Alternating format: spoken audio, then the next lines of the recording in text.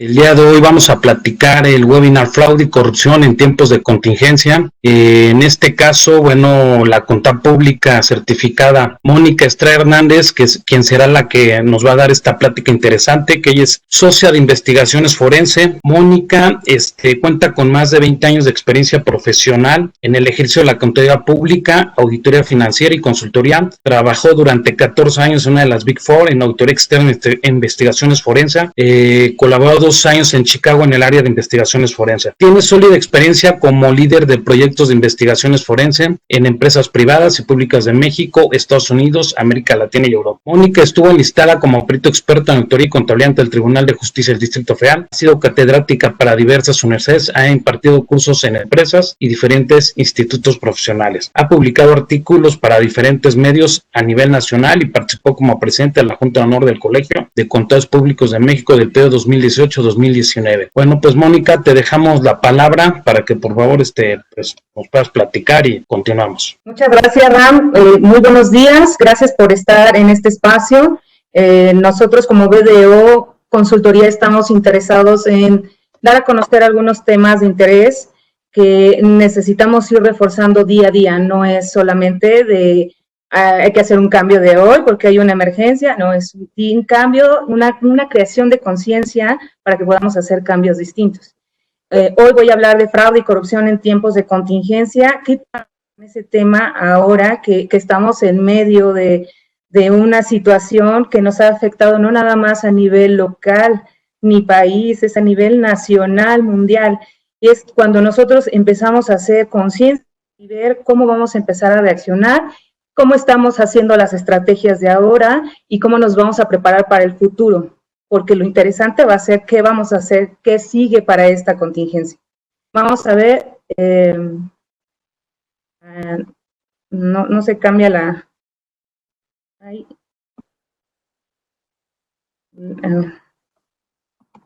Ahí ya, listo. Esta es una de las frases que me surgió de todo esto, del ejercicio que hemos estado haciendo de las revisiones, de las investigaciones, y yo digo, el valor de prepararse para contingencias surge de la visión de cuidar su economía, tiempo y energía.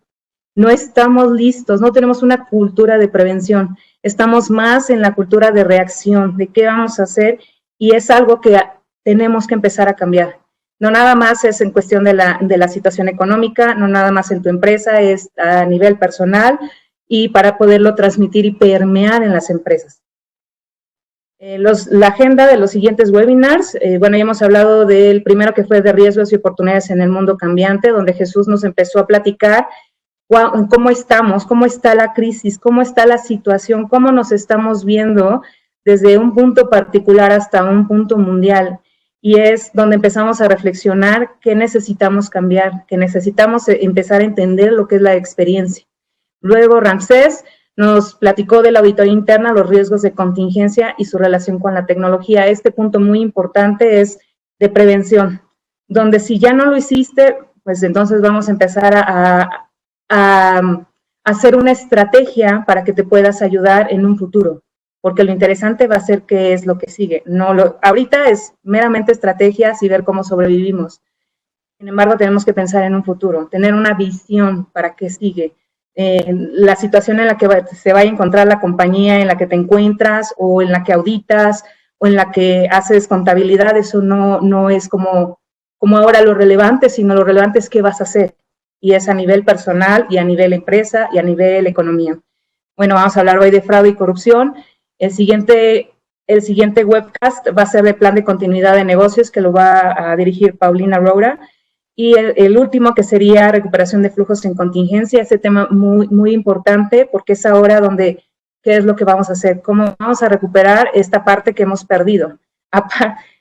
Independientemente de lo que se ha perdido por los actos de fraude y corrupción, vamos a ver qué se puede hacer, cómo vas a hacer esa recuperación de flujos para que puedas ir continuando. Y eso va a estar interesante. Bueno, vamos a seguirle. ¿Qué pasa? Estamos en un sistema, es un sistema, y lo digo no nada más a nivel local, es a nivel mundial. El sistema que nosotros nos encontramos, y en exclusiva en México, el sistema siguen haciendo planeaciones, siguen haciendo contingencias, siguen teniendo como esa intención de hacer algo diferente. Sin embargo, hay demasiados virus, y no nada más el virus ahorita del COVID, que es una emergencia sanitaria en la cual tenemos que ponernos a resguardar, a seguir las instrucciones. Pero ¿qué pasa? ¿Qué pasa con los otros virus que son la corrupción, el fraude, todas esas plagas que siguen ahí y que no se van a cambiar de un día para otro? En mi experiencia ha sido que no por hacer una investigación se corrige y entonces ya sigue su curso normal de la compañía. No es así. La compañía tiene que seguir reforzando una y otra vez con entrenamientos, creando conciencia.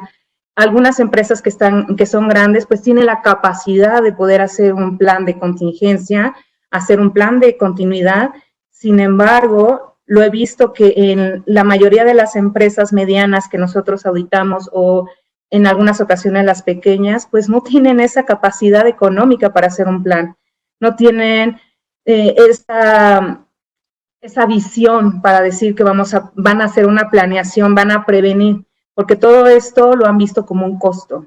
La prevención para muchas de las compañías, lamentablemente, se ha visto como un costo, una carga. De hecho, de entrada yo bromeo y digo que los contadores, de repente a los empresarios también se les hace una carga, un costo, y por eso los contadores, los contralores, todos terminan haciendo de todo, porque quieren reducir costos, y lo puedo entender, porque hay que eficientar con los sistemas, con la manera en cómo te vas a llevar día a día en tu registro contable. Sin embargo, esta parte de prevención no siempre la tienen las compañías, no la tienen, y ahora, hoy por hoy lo estamos viendo.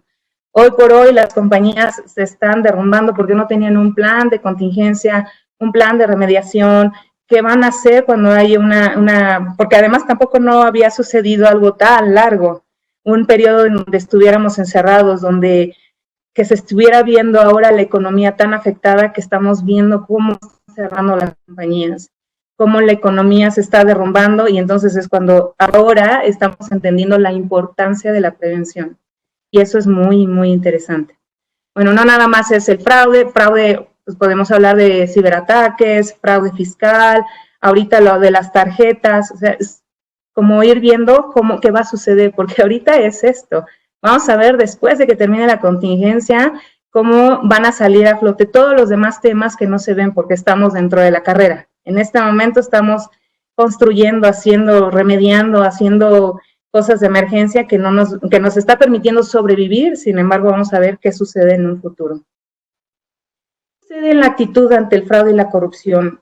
Esto es bien clásico. Si yo les diera una plática de cómo hacer fraude y cómo hacer corrupción, se los apuesto que estaría llenísimo este webcast, y estarían esperando a que yo les dé como paso 1, paso 2, paso 3, porque eso es estamos en una cultura de lo fácil, lo sencillo, lo que no me cuesta, lo que realmente entre menos trabajo me des está mejor, porque esa es una actitud, y no nada más es una actitud de algunas personas, es cultural. Y eso lo podemos ver en México, a nivel Latinoamérica, en algunos otros países de Europa, no tan marcado. Sin embargo, es esta yo diría también una plaga de la actitud, ¿no? La actitud de no estar haciendo las cosas correctamente, o por qué hacerlas bien. Y eso es lo que nos va a ir afectando también en nuestro trabajo, y bueno, de eso se deriva todo lo que son, o lo que llevamos las investigaciones, porque deriva mucho de la actitud, que eso vamos a hablar más adelante. ¿Cuál es el impacto? Esto es bien interesante, y yo les digo, si no entendemos la historia, entonces estamos tentados a repetir los errores. Si ahorita los empresarios, las compañías, no atienden estas cosas inmediatas, como los sistemas, como hay que hacer prevención en sistemas, hay que tener más cuidado de cómo vamos a utilizar la información electrónica, porque ahora, pues, hoy en día estamos reduciendo el papel y ahora es más lo electrónico. Es como si haces realmente backups, haces respaldos de la información, te preocupas por entrenamiento en la gente, es como un todo, no nada más como cosas pequeñas, es en un todo. Entonces ahora vamos En esta lámina quise mostrarles las crisis mundiales a través del tiempo. Esto fue muy corto, la verdad es que no me quise extender como más en la antigüedad, pero veámoslo. En el 29, la Gran Depresión; en el 40, Bretton Woods, sistema de patrón de oro en los 50, los fraudes grandes en Europa y Estados Unidos. Aquí en el 60 es donde comienzan los grandes consorcios, son donde empiezan a tener problemas o presentan situaciones de fraude y corrupción, donde ahí empieza a despegar como hay que hacer regulaciones, porque eso es clásico. Cuando hay una crisis, entonces lo que hace el gobierno es reforzar, lo que tratan de hacer organismos independientes es tratar de reforzar la situación para empezar a mejorar el sistema, del cual ya hemos hablado. 77, FCPA, que esta es una de las leyes más interesantes, más antiguas también de anticorrupción.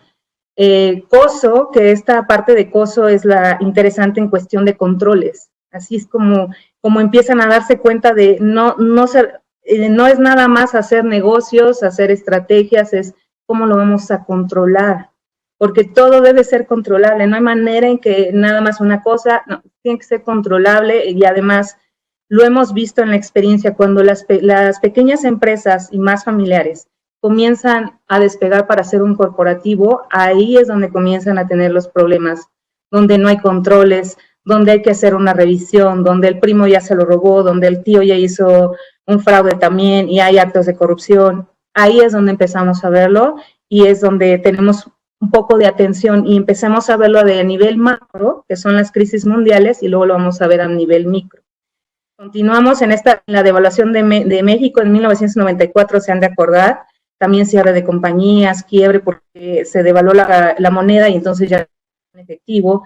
El atentado de Estados Unidos en el 2001, ese famoso, donde ahí empezaron a descubrirse, a hacer unas investigaciones más grandes, y recuerdo mucho la de Enron, la de World Cup, donde empezaron a despegar y empezaron a reforzar más esos controles.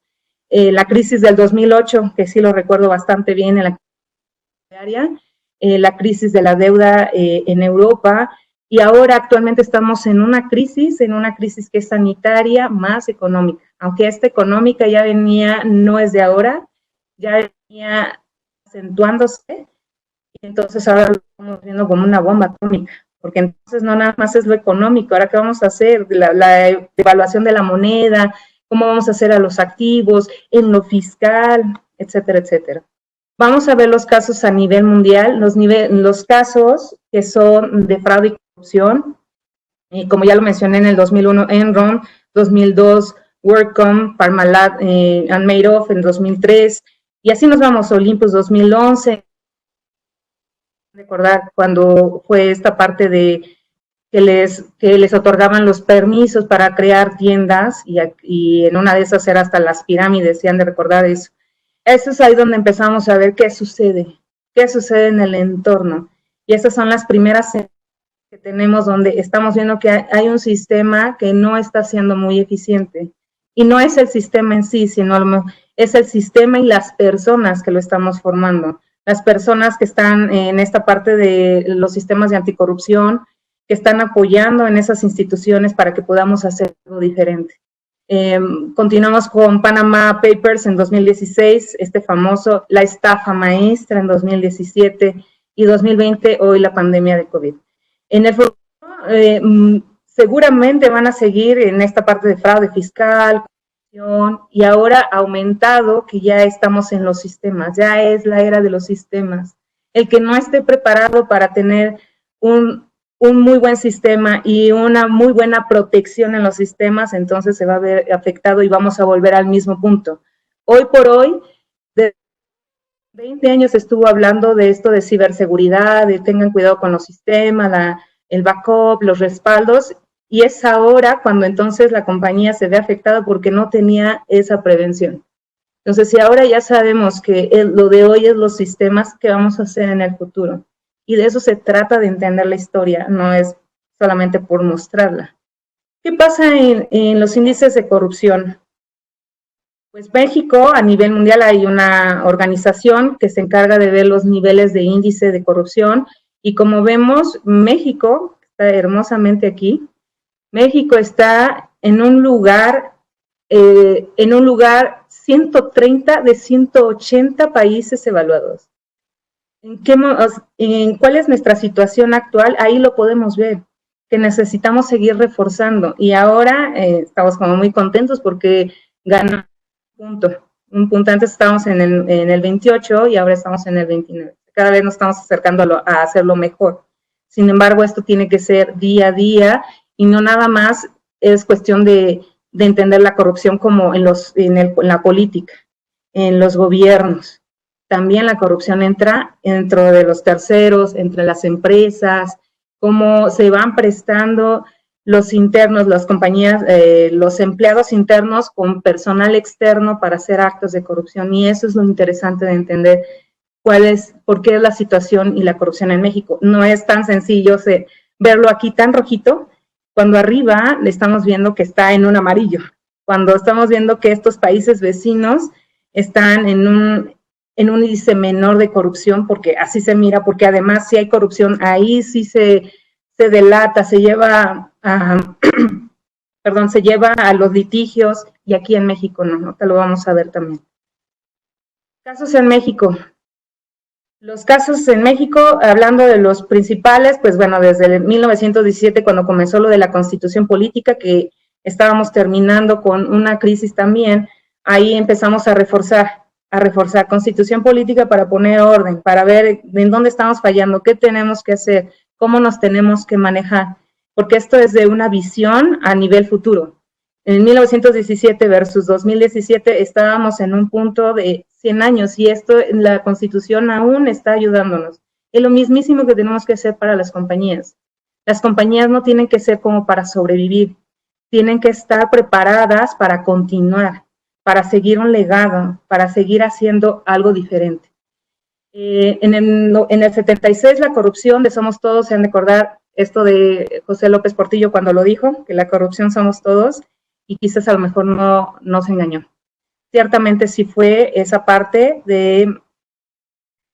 tenía a lo mejor esa visión, porque ahora lo vemos, seguimos teniendo esos problemas de corrupción. En el 84 la privatización en México, en la banca, telefonía, imagínense qué sucedió ahí. Seguramente debieron haber pagado sobornos, seguramente extorsiones. Lo que vemos es, cada vez que hay un movimiento, surge una crisis y de esa crisis nos va a llevar a algo distinto, a algo para mejorar. Sin embargo, tenemos que estar muy alertas. En el 90, el famoso Fobaproa, en el 2010, el Overdreach, que fue el de Pemex, cuando se hicieron estas acciones y que presentaron información falsa a una de las instituciones bancarias. En el 2012, OHL, Walmart, que ya hemos hablado. 2014, la famosa Casa Blanca, que se lo recordarán también. 2017, la famosa estafa maestra. Sin dejar de decir todas las demás que ya sabemos, las redes de corrupción que se suscitan en el gobierno, en los terceros, en los privados, no nada más es en uno solo. Vamos a ver las incidencias reportadas en México, y este es bien importante porque aquí es donde nos vamos a dar cuenta.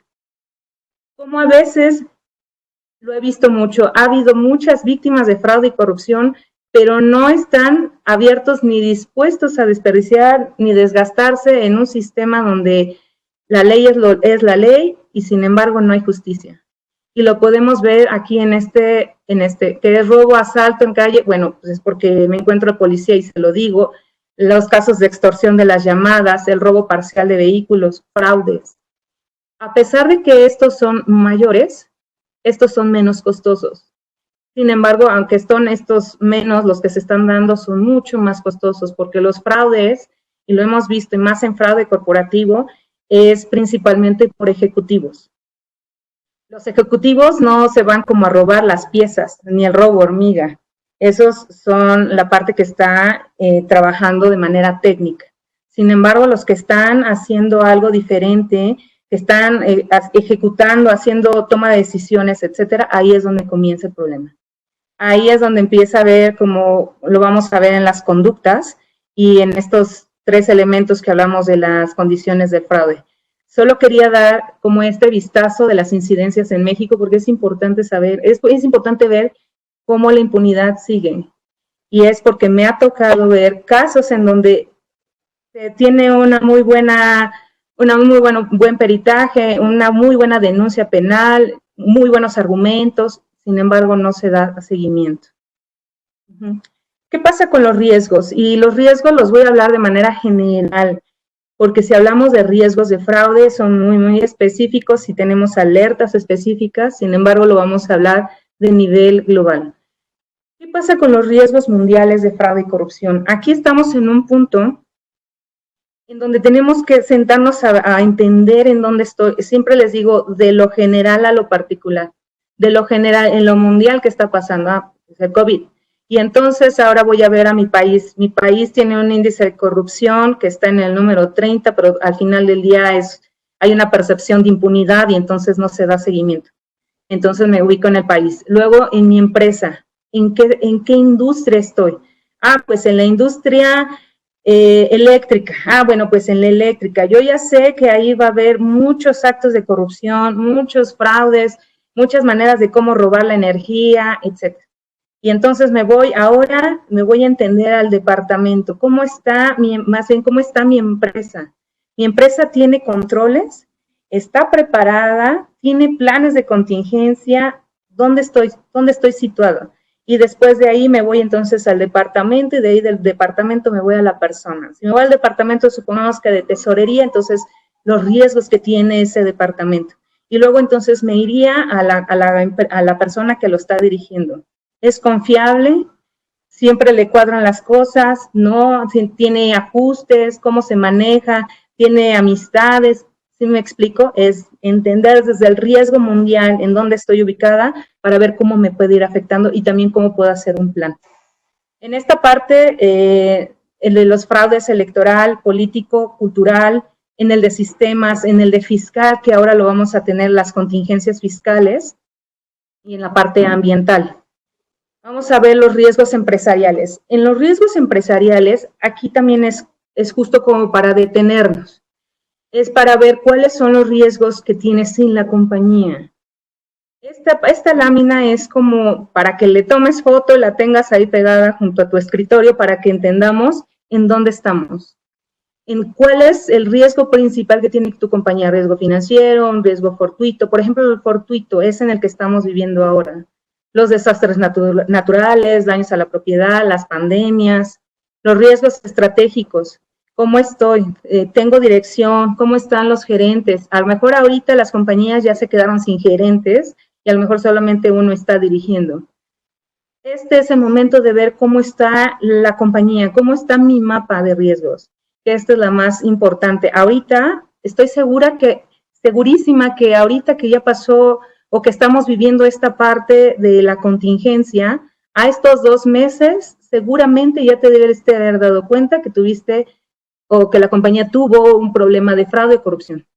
Eso es seguro. Siempre vamos a tener ahí quien nos esté marcando la historia y tienes que estar como muy atento a cuáles son los riesgos que tú tienes, riesgos estratégicos, riesgos operativos.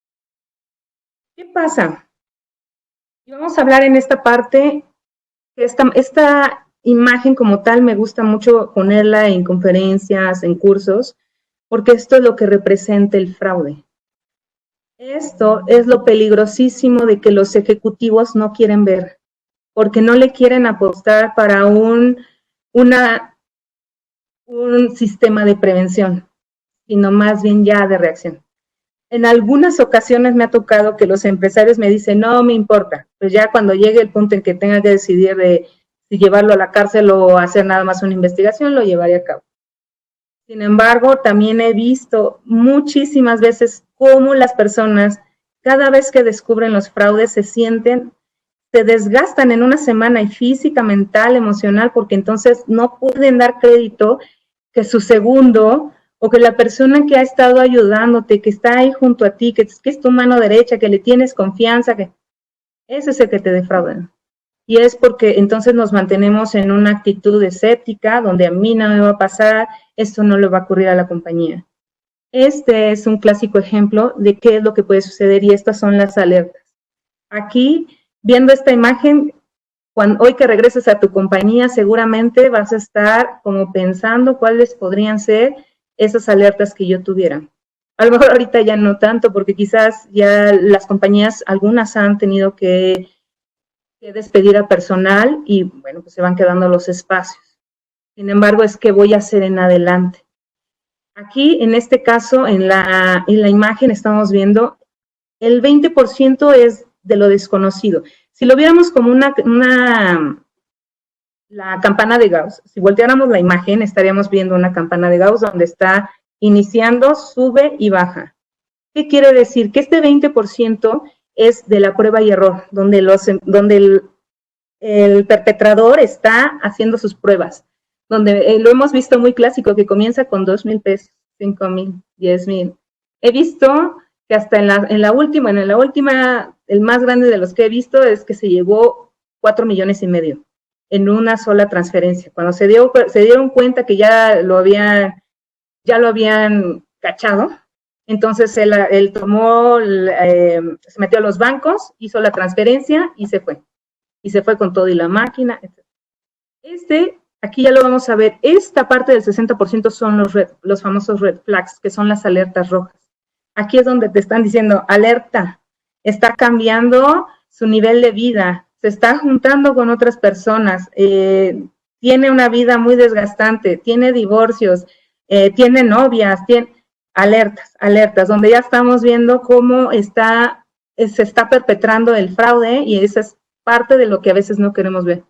Porque entonces es mi segundo, es al que le tengo confianza, no lo puedo creer, y entonces el siguiente 20% que es expuesto y es dominio público, ahí es donde empiezan como las alertas, y entonces empieza el empresario ya no sabe qué hacer, ya no sabe cómo manejarse, y ahí esto es donde radica la importancia de una muy buena prevención.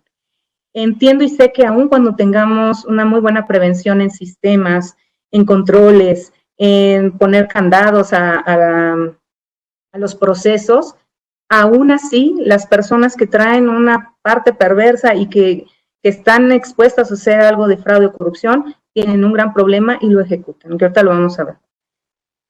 Esta nada más como de puras estadísticas. Estamos viendo aquí la hace ACFE, que es la Asociación de Fraud Examiners.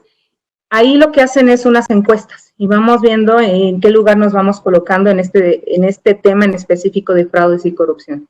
Aquí lo que dice es, se divide en tres, tiene tres apartados. El primero es apropiación indebida de activos, que estamos hablando de robos, los actos de corrupción y de fraude en estados financieros. De fraudes en estados financieros, estamos hablando de subvaluación de los ingresos, sobrevaluación de los gastos. Ahí es donde empezamos a ver esta parte de nosotros. En los fraudes corporativos es donde nosotros nos dirigimos. Sin embargo, cuando hacemos una investigación, lo vemos en un completo. Y cuando nosotros casi siempre nos centramos en este cachito, donde estamos viendo que es un fraude, porque también hubo un acto de corrupción donde se coludieron terceros, que fueron los proveedores principalmente, o un cliente, etcétera. Y aquí esta parte de los robos de activos.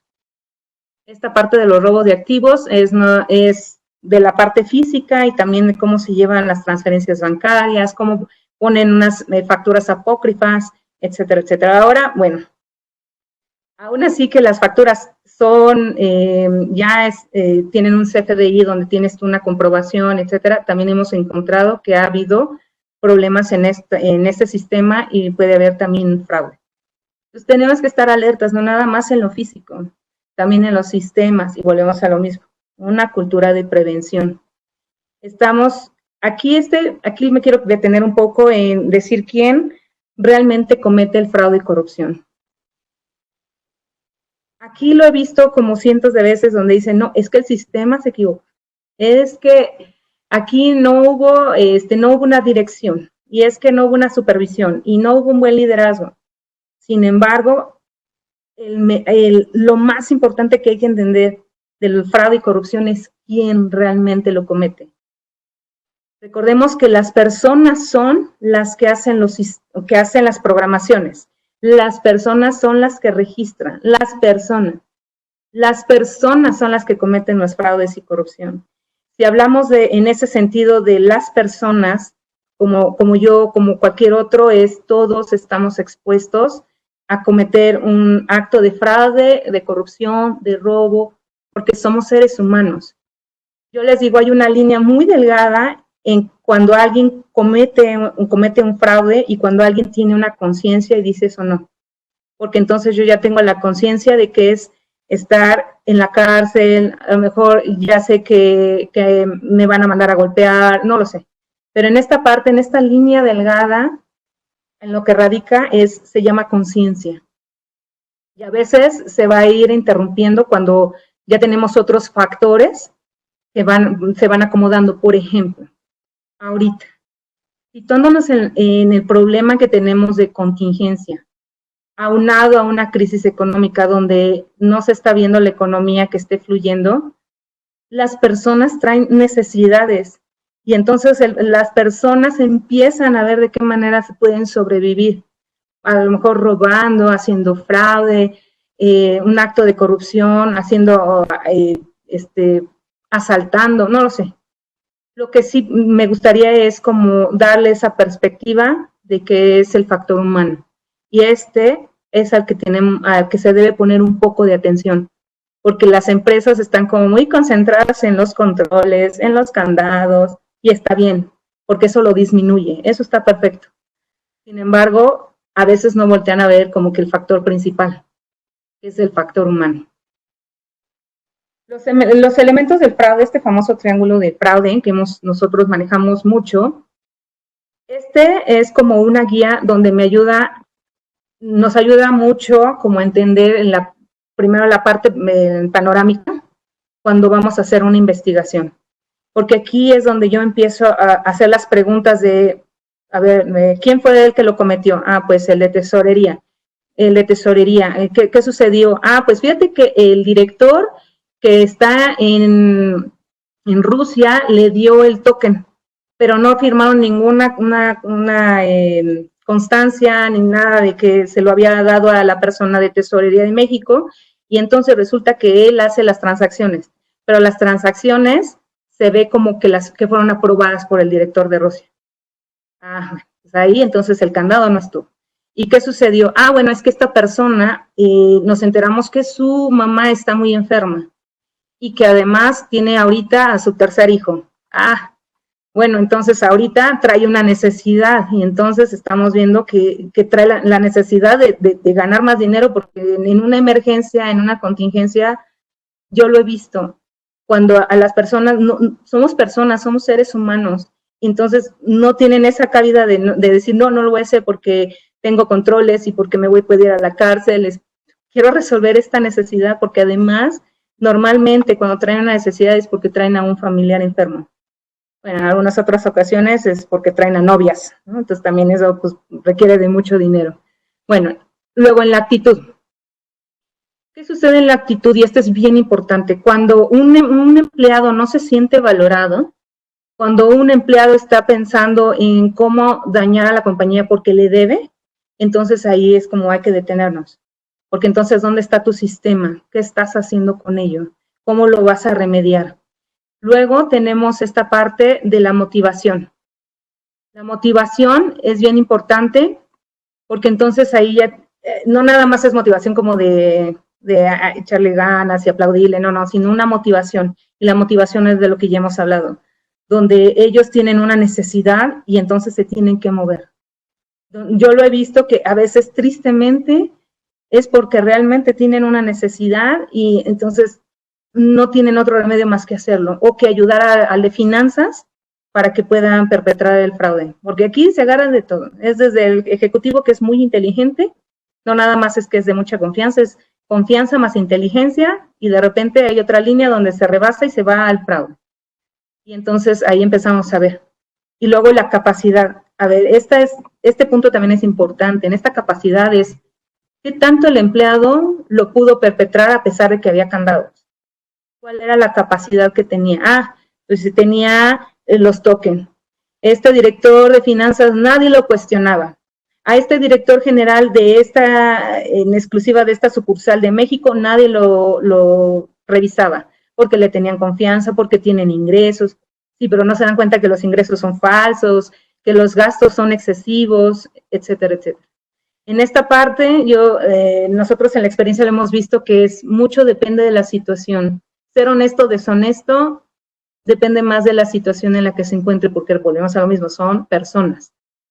Y si lo tomamos en cuenta, donde hay una oportunidad, hay una actitud, hay una motivación, y además tengo la capacidad de hacerlo, además capacidad mental y capacidad de poderlo lograr porque puedo manejar, manipular a la gente, entonces ahí se empieza a perpetrar. Vamos a ver un ejemplo, este es muy sencillito, no nos quisimos complicar con poner uno más grande. Este es un clásico ejemplo. Aquí, este clásico ejemplo es de alguien que lleva la sucursal de México y el director general, los auditores, todo esto está en el corporativo, en otro país distinto. Y aquí, ¿qué sucede? Esta persona, aparte de ser muy inteligente y tener esa característica, porque además, obviamente, yo les digo, los defraudadores deben ser bonachones, y bien lindos, te ayudan, ¿no? Hacen todo como su red para apoyarse. Y aquí, entonces, se ayuda del gerente de ventas, y entonces con los vendedores, aquí había problemas donde estaban alterando los ingresos, o donde la cobranza era en efectivo. Y luego aquí nos vemos el gerente de financiera, era el tesorero y el contador, estos dos estaban coludidos para sacar dinero y hacer pagos a terceros que no eran ciertos. Y bueno, obviamente estos pagos a terceros que vendrían siendo los abogados y los actos de corrupción en la COFEPRIS. Esta parte del gerente de logística, bueno, pues el encargado y el almacenista en robos. Estaríamos hablando robos, la de los estados, las revisiones de estados financieros y aquí la de los activos y actos de corrupción. Esta parte podría ser, o lo que podría ejemplificar los actos de corrupción. Un tercero con alguien que es un policía o alguien que está vigilando y que son los permisos de la COFEPRIS para poder hacer, tener accesos o tener permisos para poder hacer medicamentos, entonces aquí se les paga el soborno. Y luego los abogados para falsear información. Y luego los notarios para hacer actas constitutivas falsas. Este es un ejemplo muy sencillo, sin embargo, este es muy, muy, muy clásico en México y más en las empresas pequeñas. Más donde sí, tienen muy buenos controles, código de ética, políticas y procedimientos, pero no están aplicados aquí, porque no hay una vigilancia, y eso es bien cierto. Puedes tener el mejor control, la mejor planificación, sin embargo, cuando ya lo llevas a la práctica, pues te das cuenta que no lo tienes, no es suficiente porque no lo visualizas. ¿De qué te sirve tener un buen plan de acción cuando no lo llevas a cabo? La estafa maestra. Este es un ejemplo que sigue siendo muy sonado y muy interesante en la investigación porque esto se requiere de años. Cuando nosotros hacemos las investigaciones nos tardamos un tiempo estimado, dependiendo de cuántas actividades se hayan hecho, quiénes participaron, si participaron también en sobornos al gobierno, etc. Este es un clásico ejemplo. Podemos ver que el gobierno le paga a una universidad, esta universidad a terceros, y estos terceros crean empresas. Esto es un acto de corrupción. Y luego acá en otro ejemplo de subcontratar para desaparecer millones, en algunas ocasiones no hay contratos, no hay forma de cómo supervisar o revisar estas transacciones, y así es como se empieza a hacer las redes. En el de prevención de lavado de dinero, es muy clásico que se ve en las redes, donde empieza lo que veíamos en el anterior, una persona le da a otra y de esa persona le saca el dinero, y bueno, el ejecutivo le paga a una empresa, esa empresa saca el dinero y ese dinero se le regresa al ejecutivo. Y así es como se va haciendo. Esto es en un caso muy sencillo. Sin embargo, hay veces que se hacen telarañas, donde vemos que no nada más el director creó otra empresa y de esa otra empresa es el hermano y además el primo de otro proveedor. Ahí es donde se empiezan a hacer las redes. Y es bien interesante cuando armamos nuestros casos, porque ahí es donde tenemos que entender y hacer esa red. No nada más hacer el timeline, sino hacer la red, quienes participaron, para poderles dar a entender, cuando nosotros hacemos el informe, al tercero que lo lea, que lo pueda entender, para que vea cuál fue en específico, si fueron fraudes o actos de corrupción. Esto es como el esquemita clásico que debería de hacerse y como el que deberíamos de tener muy en cuenta para cuando estemos en este momento de prevención o cuando sea en el momento en que estemos como ahora en una contingencia. Tenemos bastantes leyes. Tenemos esta parte de el FCPA, Anti-Corruption, UK Anti-Bribery. Todas estas se combinan. La compañía, dependiendo de cuál es o en dónde se ubica la compañía, es en la ley que le aplica. Haces un plan, lo llevas a cabo, haces unas auditorías, unas auditorías de riesgo, llevas esto, lo permeas a los empleados, les dices, oye, a ver, mira, hay unas leyes y hay condenas, y además estamos haciendo este plan de remediación. No puedes dejar de no hacer, de pactar con clientes si no tienes un muy buen contrato, y el contrato debe de tener A, B, C y D. Si le das ese plan, entonces lo vas permeando. Sin embargo, esto es y otra vez regresa el ciclo. Tienes que volver a revisar el plan en 2, 3 años y después tienes que hacer auditorías constantes y volver a revisar. En compañías pequeñas no se puede, en compañías pequeñas, medianas, esto es donde dice el empresario, esto es un costo y esto yo no tengo. Sin embargo, cuando viene una contingencia es cuando entonces apreciarías mucho haber tenido un plan, haber llevado a cabo esas revisiones que nunca hiciste y haber permeado con los empleados, hacer entrenamientos, explicarles. Yo les decía a una de la empresa, mira, si tú le explicas cuáles son no nada más las penalidades económicas, sino cuántos años de cárcel, las multas, lo que representa estar ahí y además lo que le afectaría no nada más al empleado, le afecta a la familia, porque no es nada grato ver cómo están acusando al familiar y el familiar todo con la carita de, oh, no fui yo, y los familiares llorando, las mamás.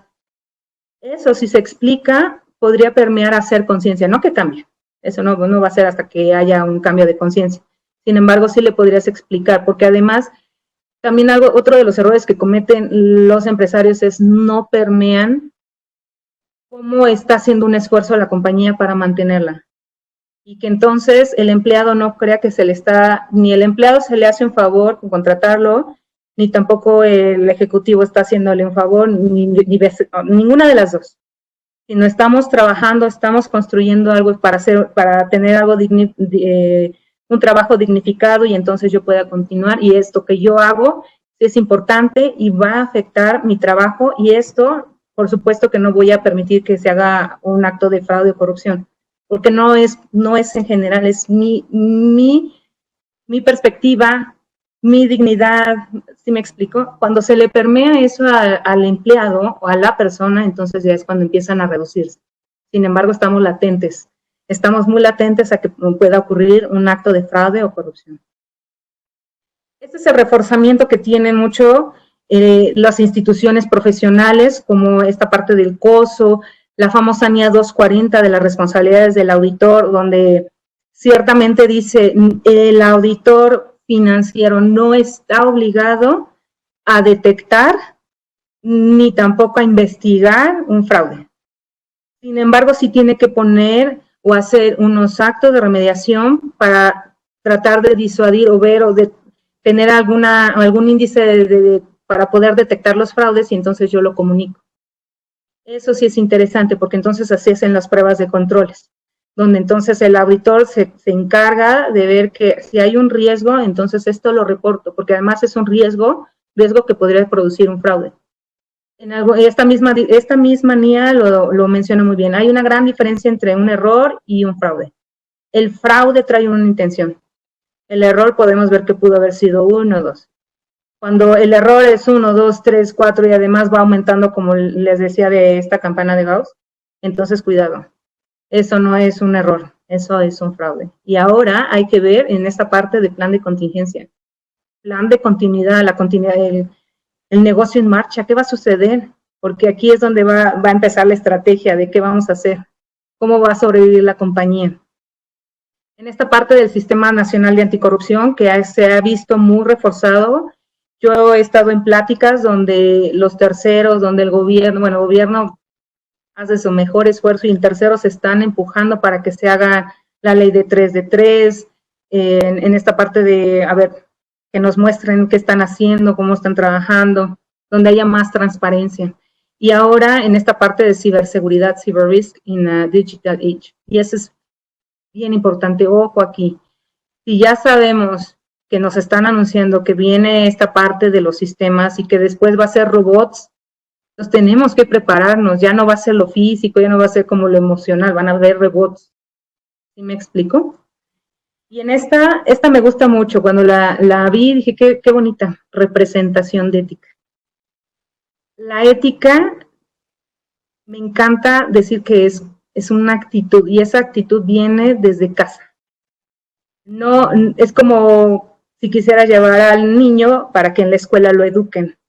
La educación viene desde casa. Igual, esta parte de ética viene desde casa. Lo podemos ver, así como que encuentran las 10 diferencias, porque están muy claras, ¿no? Donde se cuelgan de la luz, están en este paso peatonal, ¿no? La economía informal, tirando la basura, en el sentido va hacia acá y de repente la moto va de este lado, y luego, ¿cómo no? ¿Por qué no? En la ecobici en Reforma, ¿no? Donde todos van ahí arriba no en donde es el carril, sino arriba, ¿cómo no? Y luego en esta parte donde, ¿no? Esta parte de cultura, si lo vemos de manera general, eso es lo que vivimos día a día. La ética se construye día a día, y la ética se construye haciendo conciencia. No nada más de lo malo que te pueda pasar, sino a lo mejor de lo bien que te puede suceder.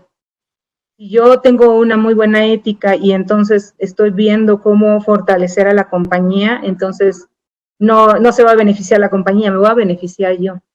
Y eso es lo que pocas personas comprenden, donde creen que la compañía va a ser un curso de entrenamiento de ética para que entonces cambien las personas. Y las personas, ya lo vimos, que tienen necesidades, son seres humanos, emocionales, tienen sentimientos y tienen necesidades, y esas necesidades les pueden impulsar a cometer un acto de fraude o corrupción. ¿Cuáles serían las recomendaciones? Las recomendaciones, ¿qué hacer? ¿Qué hacer cuando estás ahorita en un punto de contingencia en donde te vas a encontrar que pudieras tener una sospecha de fraude, o ya la tienes, o ya está perpetrado el fraude? Ahorita lo puedo entender más porque hay empresas que nos han suspendido las actividades porque ya no tienen cómo responder, porque están preocupados por pagar la nómina, porque entonces ya dicen, bueno, ya lo que perdí, ni modo. Otros, como va muy ligado esta parte de la confianza y quienes lo cometen, entonces lo que hacen es sumirse en el ego, y entonces yo quiero que se metan a la cárcel. No es tan sencillo. Nuestra experiencia ha sido de muchos peritajes que hemos hecho, 1 o 2 han llegado hasta la corte, en donde se lleva y se presenta. Sin embargo, en la experiencia se ha visto que no es tan sencillo llegar. A lo más que pueden llegar a hacer son negociaciones. Entonces, ¿qué hacer? Ahorita estamos en el punto de prevención, porque ahorita ya pasó, ahorita estamos en la contingente, estamos haciendo estrategias de cómo sobrevivir. Pues entonces ahora siéntate, reflexiona sobre qué hacer en este punto de prevención. Un reclutamiento efectivo, que eso es bien importante, el código de ética, un entrenamiento, políticas y procedimientos, reformas de los sistemas. Sé y entiendo que ahorita lo que quieren hacer es sobrevivir y tener dinero para poder pagar las nóminas. Sin embargo, nada más les diría, ténganlo en la mente, ténganlo ahí guardado, porque en algún momento va a despegar, porque la economía va a despegar. No sé cuánto tiempo tarde, sin embargo, sí va a despegar, porque lo hemos visto en la experiencia. Y esto nos va a ayudar a tener entonces una buena planeación. En la detección, cuando ya tienes una sospecha, mantén la calma, tranquilo. De todos modos, ya está. Yo lo he visto muchos ejecutivos en los que se desesperan y entonces ya no hayan qué hacer y cometen varios errores, de lo cual vamos a decir qué no hacer. Entonces, mantén la calma, mantén la discreción entre los empleados y terceros, no lo grites, porque pues, al final del día tienes que hacer una estrategia. Si el empleado sigue trabajando, debes de tener una estrategia. Si ya lo vas a correr o ya se fue, entonces es otra estrategia. Salvaguardar la información electrónica y documental, esto es bien importante. Los backups, esto, cuidado ahí. y yo les diría dominar un poco el ego, porque a veces cuando nos vemos lastimados, entonces empezamos a cometer más errores, que eso no ayuda mucho a las auditorías o al plan de lo legal, de lo penal. Y cuando estamos haciendo investigaciones, pues sí es importante definir un objetivo y alcance, reconstrucción de los hechos, recopilar información documental, electrónica y entrevistas, un informe, ahí ya podemos ver la estrategia también, si es nada más meramente una investigación forense o quieren que de esta investigación forense se derive a un peritaje, que son cosas distintas. ¿Qué no hacer? Primero, evitar arreglos express. Si ya lo detectaste, permítete, porque como bien lo dije, mantén la calma, y después lo inmediato sería consulta a un experto. Si no tienes a la mano un experto, no hagas arreglos, no hagas nada, mantente en calma hasta que puedas llegar con alguien que te pueda ayudar. No confrontar al sospechoso. En una ocasión nos tocó que un ejecutivo lo confrontó y entonces le dijo, no, pero ahora me vas a dejar las llaves del auto, me vas a traer las escrituras de tu casa y te vas a quedar aquí, me vas a firmar esto. Sí, al día siguiente le llegó una denuncia penal por extorsión, robo, secuestro express. Hay que tener mucho cuidado. Asumir hechos que aún no han sido comprobados, eso, cuidado. Esto tiene que ser muy, muy, muy comprobado. O sea, puede entender que los perpetradores tienen que hacer maravillas para poderlo esconder. Sin embargo, hay que tener mucho cuidado en no asumir los hechos. Eso es hasta que se hace una investigación. Hacer una investigación sin asesoría apropiada, a veces hacen unas auditorías internas que ayudan, sin embargo, dependiendo de cuál sea el caso. Si el caso es nada más saber hasta dónde llegó como el golpe o el hoyo, entonces en una auditoría interna puede ayudar. Sin embargo, cuando llegamos a hacer una auditoría forense son diferentes, la metodología es diferente, las actividades son, el alcance, el objetivo, todo es diferente. Divulgar los hechos con personas internas y externas de la compañía durante y después de la investigación. Este es bien importante, no lo hagan. Si están en medio de investigaciones, de lo que sea, no lo divulgues, porque si no, entonces no podrías apoyarte en hacer una muy buena estrategia. Por último, en esta parte de mente abierta. Esta mente abierta es elegir a un grupo de personas internas que te apoyen en la investigación. Eso es bien importante. Si el tesorero fue el que cometió el fraude, entonces a veces hay que tener cuidado de platicarle al jefe inmediato porque puede ser que esté coludido. Entonces, si eso ya lo sé, porque además lo hemos visto en la experiencia también, en mayor frecuencia los fraudes son detectados a través de tics anónimos, es decir, de llamadas, de correos anónimos donde ellos disparan las alertas. A veces, entonces hay que tener cuidado a quién le cuentas. Luego sería consultar a un especialista de forense y abogados en la materia. Me ha tocado casos en que ha sido todos estos abogados en materia laboral, porque entonces ya el empleado ya demandó. Y luego en la parte penal hay que hacer la estrategia legal y junto con nosotros los investigadores hacemos la estrategia. Bueno, hace la estrategia el abogado y nosotros trabajamos para ver cómo le vamos a apoyar, porque el peritaje apoya hacia la estrategia legal. El corporativo, donde hay revocación de poderes, las actas constitutivas, la parte de mercantil. En esto es como cuando ocurren actos de corrupción entre el ejecutivo y un tercero, que es un proveedor, al proveedor se le detecta no le paga, entonces el proveedor hace una demanda mercantil y entonces ahí comienza también el juego de, pues también como eres testigo, pues tendremos que ver. Pero eso ya es como otro tema muy interesante que nosotros nos lleva mucho en este tema de peritajes contables.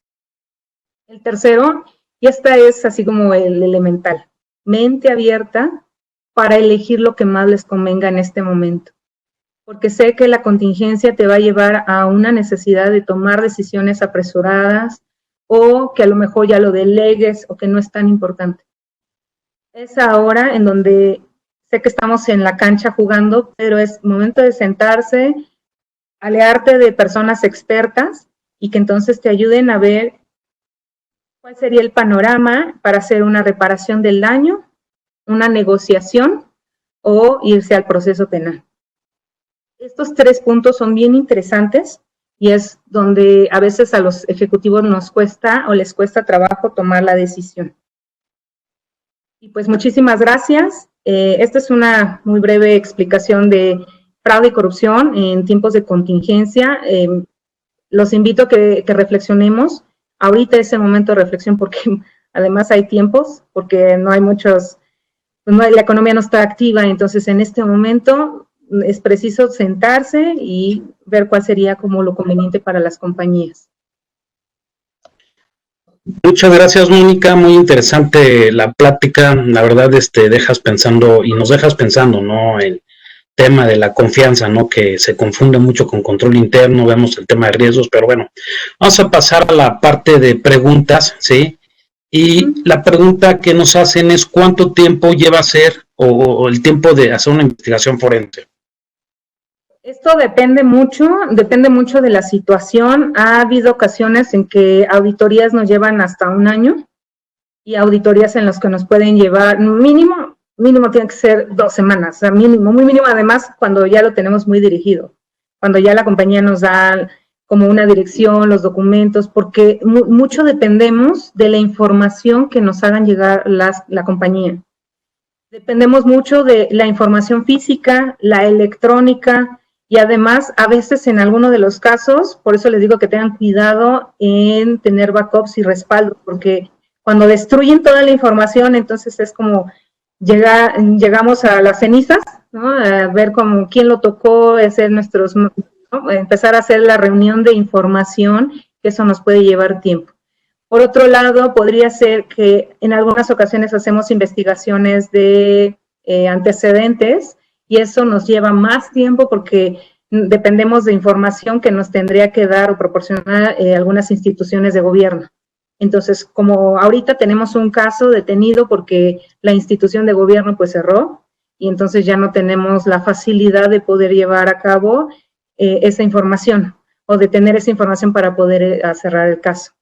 Ahorita, por ejemplo, estoy en 2 peritajes en los cuales están en pausa porque pues ahorita las agencias y todo esto de las instituciones en donde nosotros lo presentamos, pues están cerradas. Entonces eso puede llevar mucho tiempo y por eso les digo, siempre que platico con un prospecto de cliente, les pregunto cuál es la intención o hacia dónde vas, porque entonces podemos dirigir la energía o podemos dirigir la metodología en hacer la investigación o en hacer nada más una parte de recopilar información que nos pueda ayudar para preparar un peritaje. Las 2 cosas tienen sus vertientes y entonces también depende de mucho eso del tiempo. Gracias, Mónica. Otra pregunta, el tema es ¿por qué se dan principalmente los fraudes? ¿Cuál es la razón? Los fraudes principalmente, como lo mencionamos en los 3 elementos, mucho es de la oportunidad. Mucho es de la oportunidad cuando las empresas no tienen esa parte de prevención, donde no hay controles, donde no se vigilan, donde están muy pendientes de ganar dinero, de ganar contratos, de pelearse con los proveedores, y entonces no están vigilando a las personas. Y entonces ahí es donde comienzan como los actos de fraude. Hay una gráfica que me gusta mucho en donde decimos número de casos de robo hasta acá, ¿no? Hasta acá. Y luego decimos, sí, pero el costo es muy pequeñito. Y entonces si yo hablo de corrupción es acá, pero el costo puede ser medianamente. Pero si yo hablo de un acto en los estados financieros como subvaluación o sobrevaluación de gastos e ingresos, entonces ya lo vemos mucho más costoso. Entonces, dependiendo también de que estemos, lo que decía, en la compañía, ver cuáles son la situación y el entorno de la compañía y por qué se pudo perpetrar el fraude. En la mayoría de las veces, nosotros hacemos investigaciones a los ejecutivos.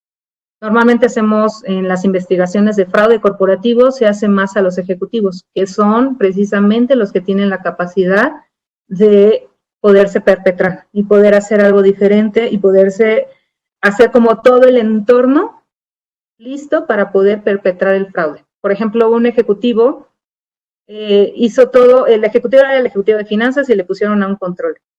El controlador, él estaba diciéndole, no, pues dame la información y yo la llevo. Y entonces el de finanzas le dijo, no, ¿sabes qué? Tú dedícate a toda esta parte de la auditoría y yo me dedico a la parte de tesorería.